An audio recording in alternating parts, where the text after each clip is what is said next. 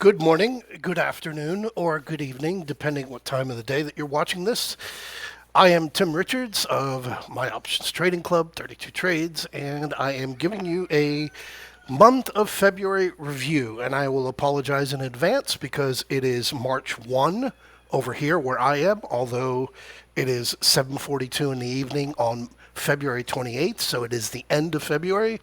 What I have for you on the screen here is your ES chart, and being that I am not a trend line guy, I still have a enormous amount of respect for trend lines when they are drawn properly. And what I mean by drawn properly is they are drawn to the exact minute that the candles produce. And as many people witnessed overnight, after I got done with my first cancer treatment therapy session, this earlier Friday morning on my time, the tag here late last night on Thursday, Friday night for me, Friday morning for me, Thursday night for you guys. That was my first entry into the ES long and rode the thing for 40 points, 30 points. You got another dip here just after all the data came out right at the opening bell with the dip, bang, another trade for plus 40 points. Coming right up there to that 59.15, just missing on the ES plus 1% for the day.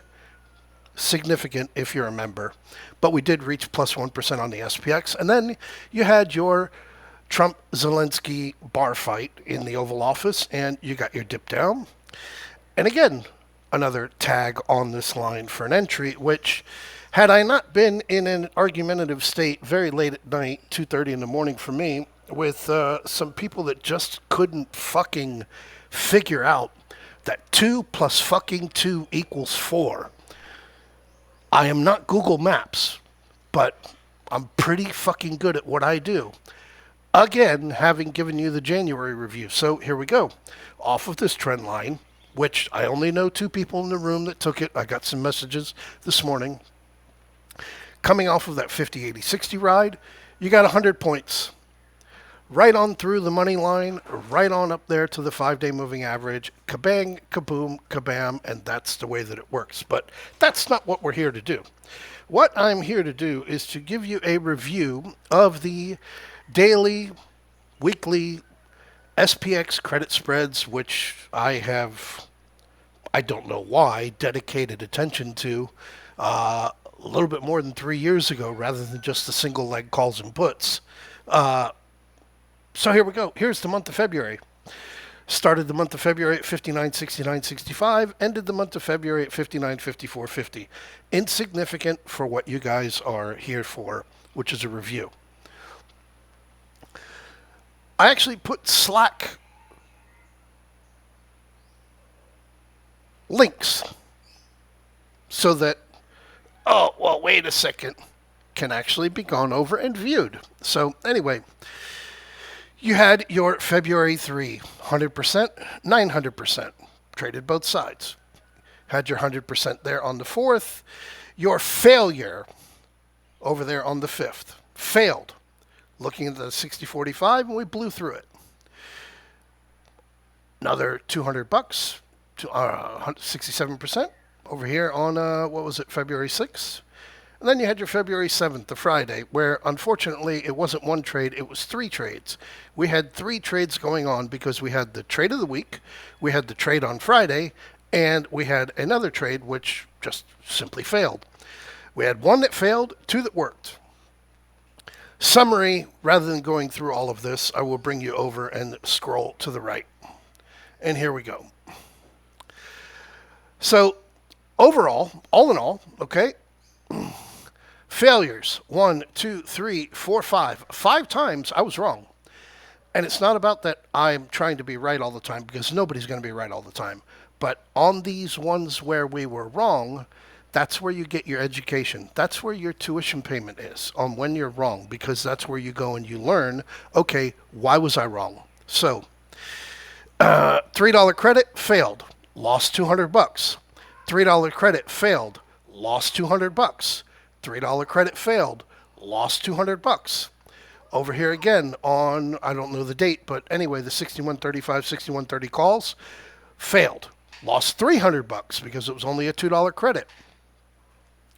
And then come on to yesterday being Thursday, where because of where we were from an algorithmic point of view, the idea was that we would be closing above where we opened. We fractionally got up there for a few seconds in the morning, and Trump came out with his tariffs, and we sold off. Failure, loss of $300 per contract. Overall for the month, 23 wins, 5 losses, 28 trades. An 82% win ratio, so I am below my 83% average. But had you taken one contract only on these trades, one contract alone, right at the levels that were best available, the ones that were taken in the room, the ones that were alerted, break it all down. One contract alone, $5,620 is your profit. $1,124 based off of risking $500 total. So let's say you were only half as good. $2,800. $2,800 for the month. 2 contracts, $5,620.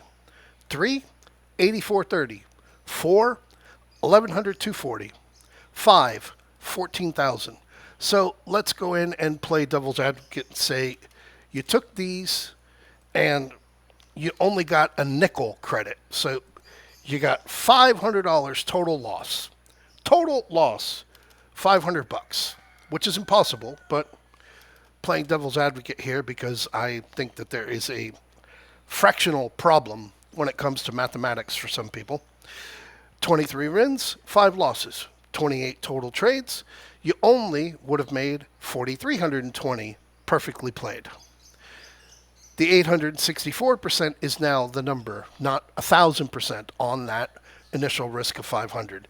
And again, being only half as good with the total losses, you'd have been up somewhere around, where is this, AG 2109 divided by, yeah. So there you go, $2,160.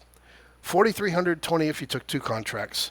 $6,480 if you took 3 contracts. $8,640 if you were doing 4 contracts.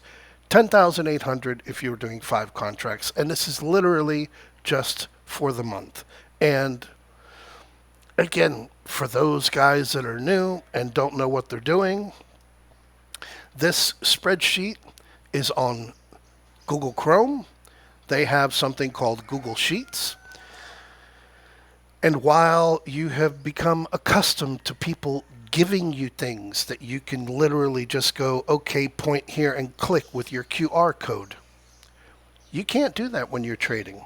And if you don't want to put in the time and the effort to learn how this video game works, those numbers right there, those numbers are never, ever, ever going to belong to you, even with me giving you the greatest guidance in the world. Because, sorry guys, 53 years old.